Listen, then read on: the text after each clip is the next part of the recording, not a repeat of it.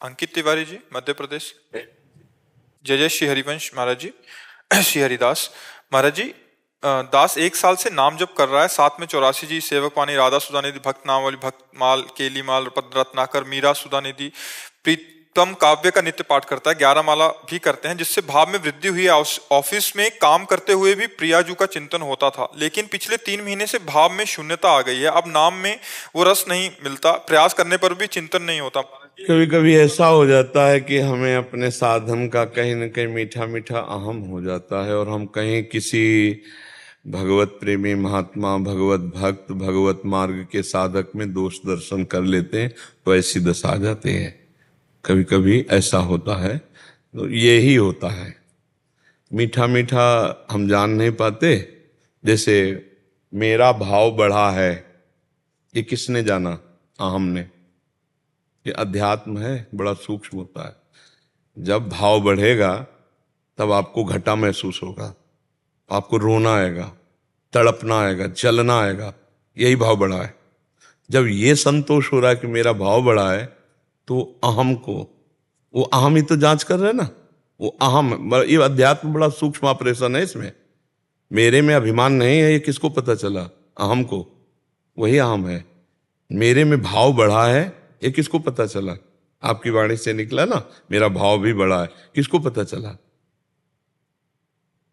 भाव बढ़ा तो तब होना चाहिए, मतलब डूब रहे हो ना, तो जिसके भाव बढ़ा है उसमें तो व्याकुलता आती है, उसमें तो अतृप्ति आती है, उसमें तो असंतोष बढ़ता है।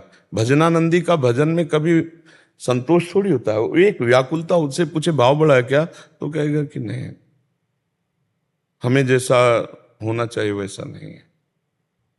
अतृप्ति। प्रेम सदा बढ़िवो करे, ज्यो शशि कला सुबेश, पय आमे पूनो नहीं, ताते कबो न शेष। प्रतिक्षण वर्धमान होने पर भी प्रेमी अपने में प्रेम की कमी महसूस करता है, भाव की कमी महसूस करता है। आपको कैसे महसूस हो गया कि आपका भाव बढ़ा है? मतलब त्रुटि हो गई। अध्यात्म की बात को स्वीकार करो। अब इस त्रुटि ने एक त्रुटि और कर दी। ये किसी न किसी साधक पर कहीं न कहीं दोष दर्शन कर लिया, तो उससे हमारे भजन में शुष्कता आ जाती है, सरसता चली जाती है। या किसी से समानता कर बैठा, या किसी में त्रुटि कर देख बैठा और किसी में समानता कर बैठा। ये बहुत सूक्ष्म होता है। चिंतन से सब क्रॉस हो जाएगा, चिंतन में हो जाता है। बहुत बहुत दुष्ट है मन, बहुत दुष्ट है ये, बहुत जल्दी फंसा देता है, कहीं ना कहीं गलती करवा देता है। उस समय तत्काल इष्ट से, गुरुदेव से प्रार्थना करे, प्रभु क्षमा करो, मैं नीच अधम आपकी कृपा से चल रहा हूं, अहंकार ऊपर से हो रहा है। चल रहे हैं हम आपकी कृपा से, दौड़ रही ट्रेन और हम समझ रहे यात्रा हमारे पैरों से हो रही। हम तो बैठे हैं प्रभु, यात्रा तो आपकी कृपा से हो रही। जैसे ट्रेन दौड़ रही, एक आदमी दौड़ रहा था डिब्बे में, इधर से उधर, इधर से उधर। तो एक आदमी ने पूछा, क्या बात है, आप दौड़ क्यों रहे हो?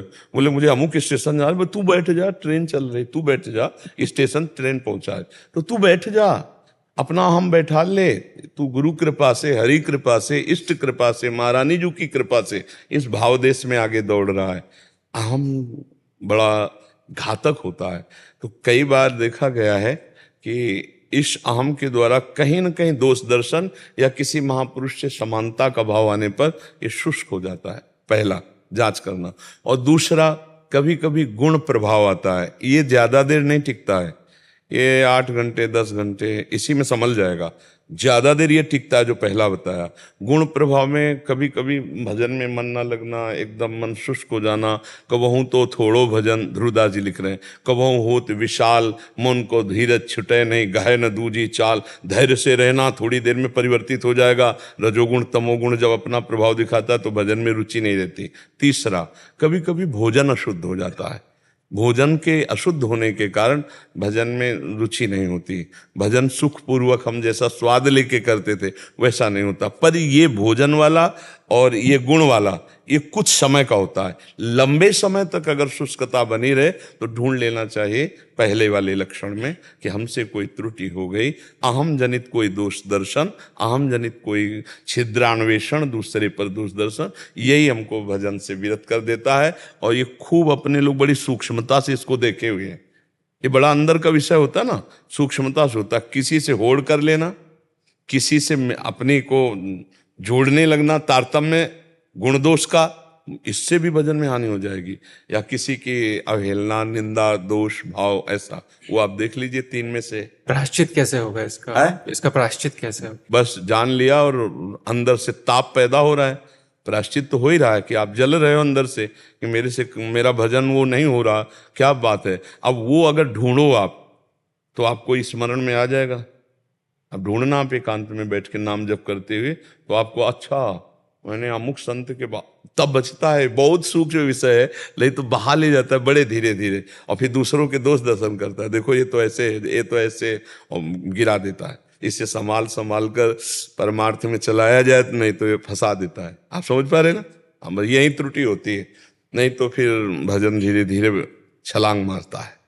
रात दिन एक आनंद की आध्यात्मिक उन्नति पर उसको हर समय महसूस होगा कि जैसा महापुरुषों में होना चाहिए वैसा मेरे में नहीं है। ऐसा मेरा भाव बड़ा है, ये कभी जवान से मत निकालना, अब ना निकालना कि मेरा भाव बड़ा है।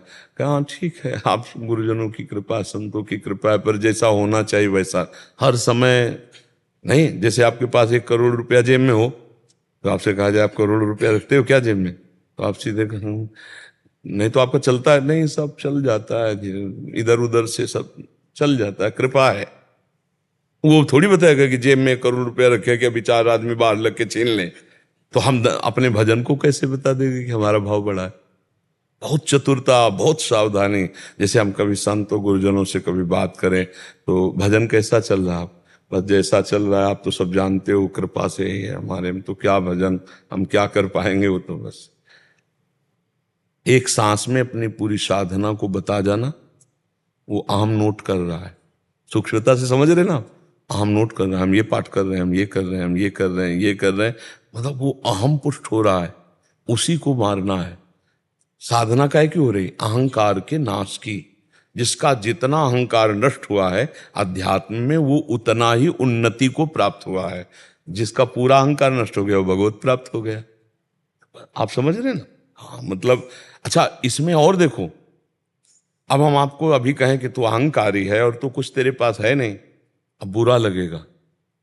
हम कितना अहंकार का पक्ष ले रहे हैं कि हमको डॉक्टर बता रहा है कि रोग तुम्हारे अंदर है, और हम रोग का पक्ष ले रहे हैं कि नहीं। मतलब दोषों को इतना सुरक्षित छुपाने वाले अपने लोग हैं कि गुरुजन भी कहें, बहुत खुशी होनी चाहिए कि हम तो नहीं पकड़ पाए, लेकिन पकड़ लिए कि दुष्टता भरी नाथ, अब आपने पकड़ लिया है तो अब आप कृपा करके इसका नाश कर ही दीजिए, अब हमारे बस का तो है नहीं।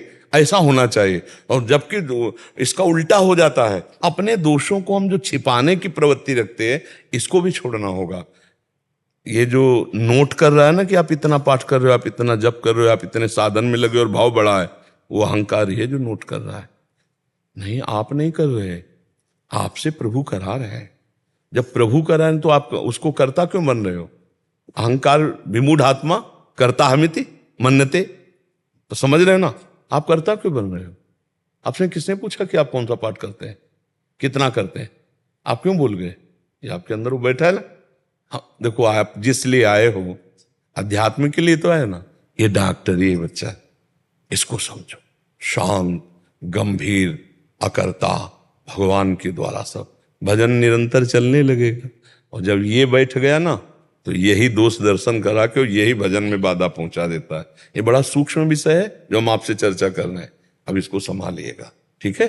भगवान की कृपा बल से, गुरु कृपा बल से नाम मंत्र जपते हुए शांत भाव से संभाल।